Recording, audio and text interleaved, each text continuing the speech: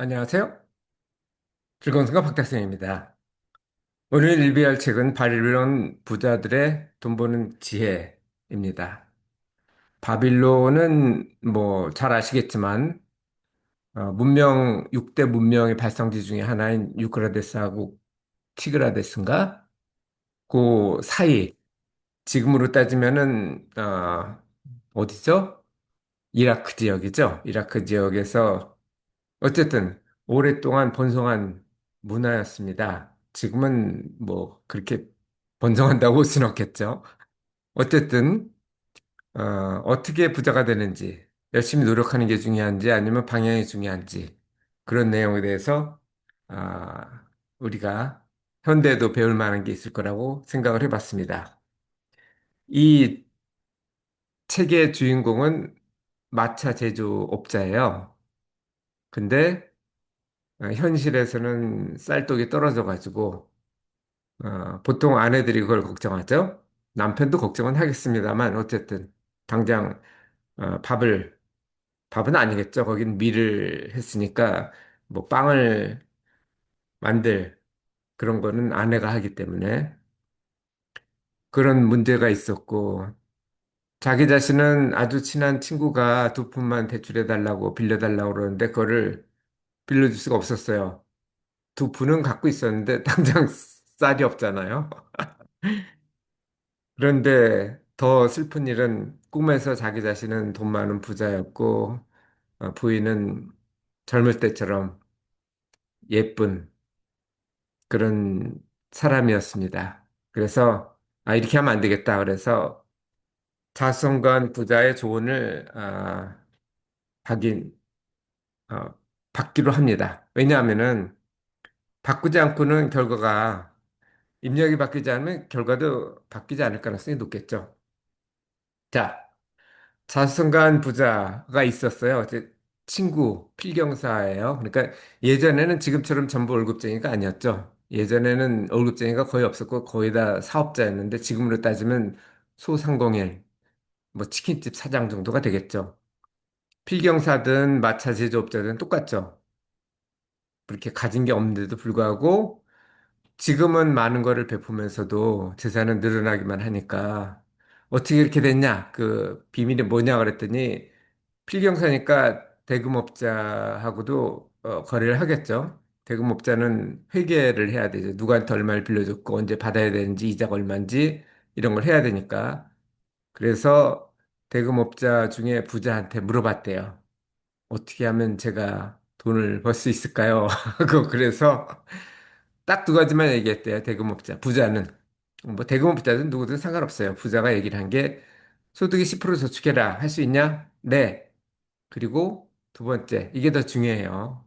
돈이 돈을 버는 시스템을 구축해라. 그래서 이거를 따라 합니다.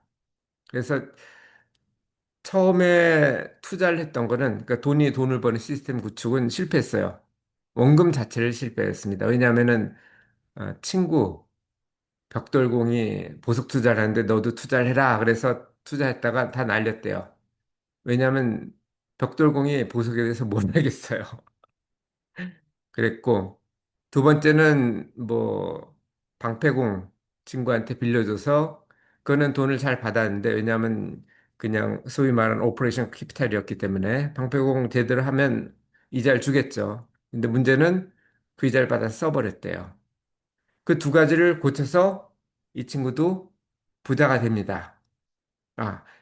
여기에 나온 게 있네요. 그 한국 50대 부자 중에 자수성가한 부자가 아, 작년에 10명, 아니 5명, 둘, 넷, 여섯 명이었대요. 그러니까 10%가 넘죠.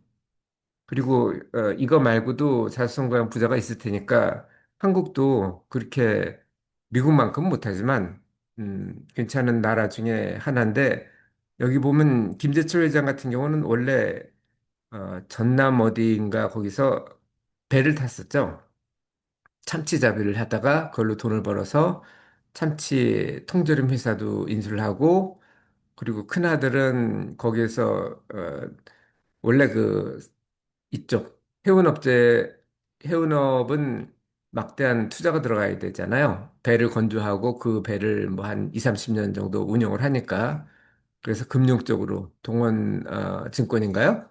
그쪽으로 나가서 더 큰 회사를 만들었습니다. 큰 아들은. 둘째 아들은 동원 수산을 갖다 물려받았고, 이렇게 했고, 나머지 사람들도 뭐, 제가 아는 사람은 쿠팡이나 한미약품, MBK, 이 친구는 좀 말이 많죠? 어쨌든. 자, 마지막은 상속입니다. 부자 친구가 상속에 대해서 얘기를 했어요. 원래 상속해주는 이유는 자녀의 행복을 위해서죠. 가장 좋은 거는 아들이 돈 관리법을 알면 제일 좋죠. 하지만 돈 관리법을 모르면 최악이 됩니다. 자녀한테 물려주는 게.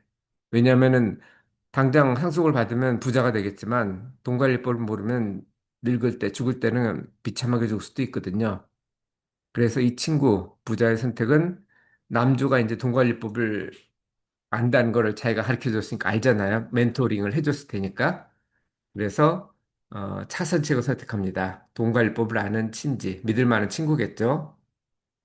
그래서 어떻게 했냐면 상속의 일부를 주고 예를 들어서 100억이었다 그러면 뭐 한 10억 정도를 주고 나머지 90억에 대해서는 관리를 해달라. 대신 수혜자는 자녀가 되겠죠. 그런 게 현대에도 있습니다. 뭐 친구가 있어서 혹은 친지가 있다면 그것도 좋은 방법이고 그런 사람이 없는 경우도 있잖아요. 그런 경우는 신탁을 활용하면 됩니다. 근데 신탁도 비용이 꽤 들어요. 매년 결산도 해야 되고 그다음에 유지 수수료 뭐 이런 걸 줘야 되겠죠. 그럼 뭐 공짜로 준 사람이 어디 있겠어요. 그래서 요즘에는 자녀법인도 많이 쓴다고 그러는데 이거에 대해서 궁금하시면 한번 유튜브에서 검색해 오세요. 자, 이 내용은 제가 다음 카페 2872번에 정리됐고요. 돈이 좀 있는데 자녀분이 그렇지 못하다. 그러면은 상속해 주시 마시고 자녀법인을 해 주시거나 아니면 신탁을 설정하는 게 더 좋다는 게 오늘의 핵심이었습니다. 이상 오늘도 즐거운 순간 박태선이었습니다. 감사합니다.